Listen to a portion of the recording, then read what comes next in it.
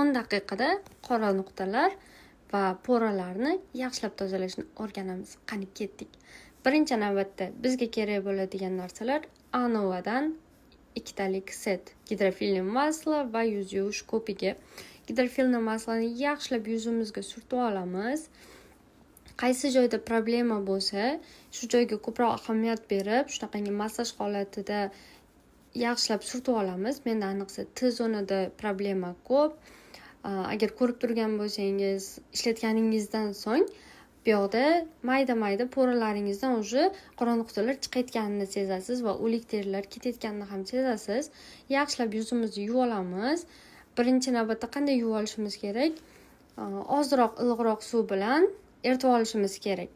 Gidrofilli maslani yuvib bo'lganimizdan keyin esa shunaqangi yuz uchun ko'pigimiz, bu yuz uchun ko'pigimizni ichida kichkina shunaqangi skrabga o'xshagan chistителlar bor.